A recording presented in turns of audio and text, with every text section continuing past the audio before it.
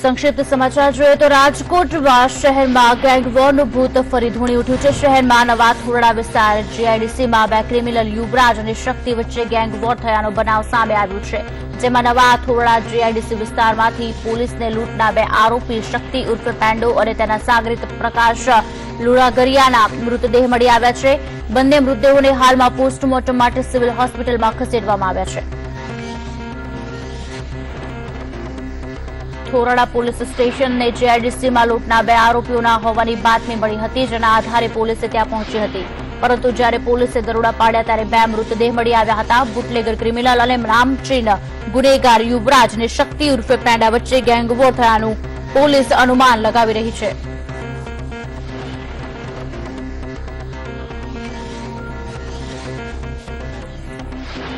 ગુજરાત જન અધિકાર સંઘના નેજા હેઠળ ફિક્સ વેતન પ્રથા નાબૂદ કરવાની માંગ સાથે ફિક્સ પગાર ધારકોએ સત્યાગ્રહ ચાવડી ખાતે રેલીનું આયોજન કર્યું હતું। પોલીસ પરવાનગી વિના રેલીનું આયોજન કરવામાં આવ્યું હતું। આ તરફ વિરોધ પ્રદર્શન દરમિયાન એક મહિલાની તબિયત લથડતા તંત્ર પણ હરખાવી ગયું હતું। જો કે બાદમાં મોડી સાંજના એડિશનલ કલેક્ટર સ્થળ પર રૂબરૂ ધસી ગયા હતા અને કર્મચારીઓનું આવેદનપત્ર સ્વીકારી તાત્કાલિક ઘટતું કરવાની ખાતરી આપતા આંદોલન સમેટાયું છે। જો કે તારીખ 7 સુધીમાં કોઈ નક્કર પગલાં ન ભરવામાં આવે તો વાયબ્રન્ટ 2017ના બહિષ્કાર અને ત્યારબાદ રાજ્યવ્યાપી આંદોલન છેડવાની ચીમકી પણ આપવામાં આવી છે।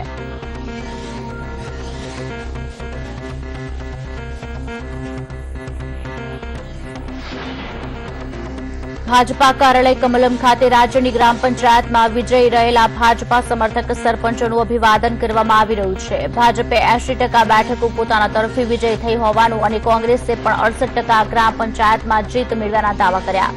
પ્રદેશ પ્રમુખે કોંગ્રેસ કરેલા 65% કોંગ્રેસ ઉમેદવારોની જીતના દાવાને પણ જુઠ્ઠા ઠેરવ્યા છે।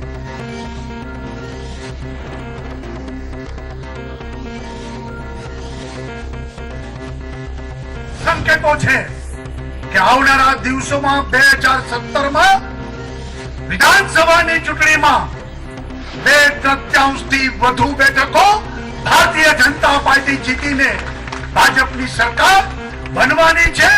આંખે ન દેખાતું હોય એને પણ દેખાય એવું આજનું દ્રશ્ય છે। જનતાએ મહારાષ્ટ્રમાં, ગુજરાતમાં 125 સીટ ઉપર અને ચંદીગઢની જે ચૂંટણી થઈ એ બધામાં ભારતીય જનતા પાર્ટીનો ભવ્ય વિજય એ દિવસોમાં થયો હતો, એ પણ કોંગ્રેસ સમજી શકી નહોતી કે જે પાકિસ્તાન જે ભાષા બોલે છે એ જ ભાષા આ કોંગ્રેસના લોકો બોલે છે। નોટબંધી પછી કરોડો રૂપિયા બેંકમાં આવ્યા છે, સિસ્ટમમાં પૈસાઓ આવ્યા છે અને એ પૈસાનો ઉપયોગ આ ગરીબ જનતા અને મધ્યમ વર્ગની જનતા માટે થવાનો છે। ગામડાઓને આ સરપંચો ચૂંટાડા છે ત્યારે હું તમને આજે હૈયા દરપત આપું છું।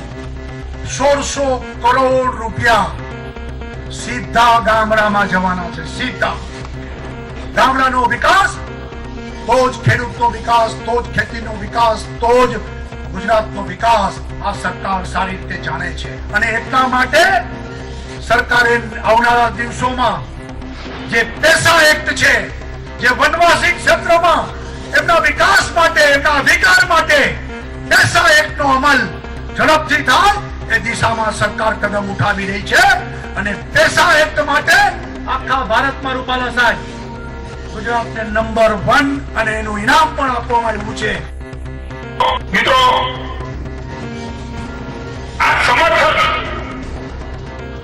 મને એવું લાગે કે નરેન્દ્રભાઈએ લીધેલા દેશ હિતના નિર્ણયને નોટબંધીને સહી ગામડાના જીવતા લોકોએ, ગ્રામજનોએ, ગામમાં જીવતા લોકોએ ગામડો સદર કરવા માટે મતતા લોકોએ કરી દીધું અને કોંગ્રેસ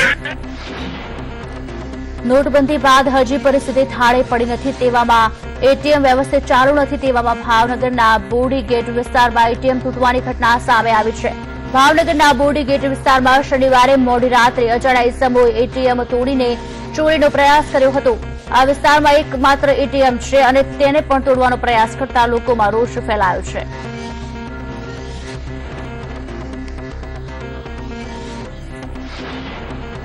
દક્ષિણ ગુજરાતની શુગર મિલમાં 1000 કરોડની ખાંડનો જથ્થો પડી રહેવાની ઘટના બાદ હવે ડાંગરના મોટા જથ્થાનો ફરાવો થઈ ગયો છે।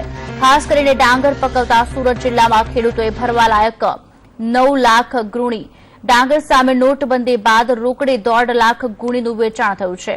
સુરત જિલ્લામાં ડાંગર ખરીદીને વેચાણ કરતી 9 સહકારી સંસ્થાઓ અને માર્કેટ યાર્ડમાં ડાંગરનો ઉપાડ અત્યંત ધીમો પડી ગયો છે.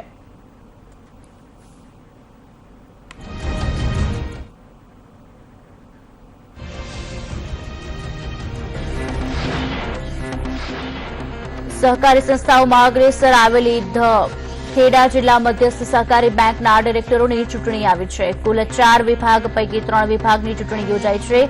કેડીસીસી બેંકની 4 વિભાગમાં 20 બેઠકો માટે ચૂંટણી યોજાઈ છે.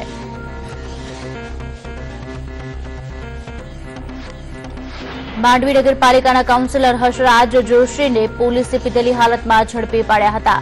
31ની રાત્રે પોલીસ ચેકિંગ કરી રહી હતી ત્યારે કાઉન્સિલર હર્ષરાજ જોશી દારૂના નશામાં જોવા મળ્યા હતા. તપાસમાં હર્ષરાજ જોશી સહિત અન્ય 3 શખ્સો પણ તેમની સાથે નશામાં ઝડપાયા હતા.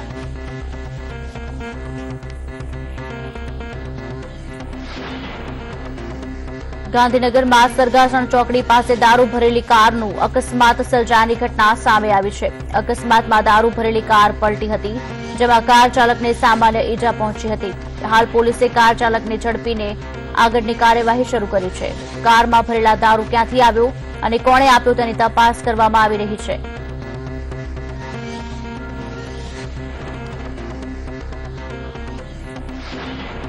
એકત્રીસ ડિસેમ્બરની રાત્રે રાજકોટમાં પોલીસે છકતા થયેલા યુવાનોને ભણાવ્યા કાયદાના પાઠ. રાજકોટ પોલીસે 31મી નાઇટના અંતર્ગત સઘન ચેકિંગ હાથ ધર્યું હતું.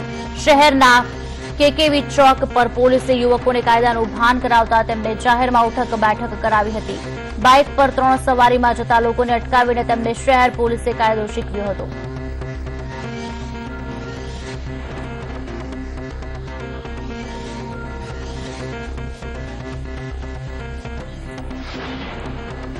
શામળાજી રાજસ્થાન બોર્ડર પરથી પોલીસે અમદાવાદ અને મહેસાણાના 17 નબીરાઓને નશાની હાલતમાં દારૂ પીધેલા ઝડપ્યા છે. નવા વર્ષ નિમિત્તે 31ની ઉજવણી કરતા આ નબીરાઓ રાજસ્થાનમાંથી દારૂ પીને ગુજરાત બોર્ડરમાં પ્રવેશ્યા હતા, જેમની પોલીસે અટકાયત કરીને હિરાસતમાં લીધા હતા.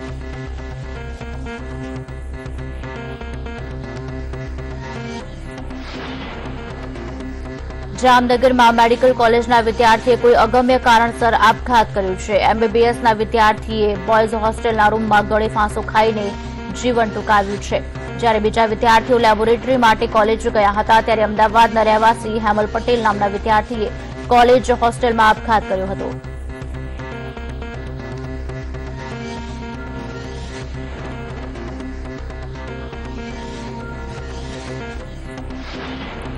ચાલુ વર્ષે રાજ્યમાં વિધાનસભાની ચૂંટણી યોજાનારી છે ત્યારે આ વખતે એનસીપીએ પણ વિધાનસભાની ચૂંટણીમાં ઝંપલાવવાની જાહેરાત કરી છે. નવા વર્ષના પ્રથમ દિને એનસીપીના નેતા પ્રફુલ્લ પટેલની અધ્યક્ષતામાં જાહેર સભા યોજવામાં આવી હતી, જેમાં એનસીપી નેતાએ કાર્યકરોને તૈયાર રહેવા હાંકલ કરી હતી.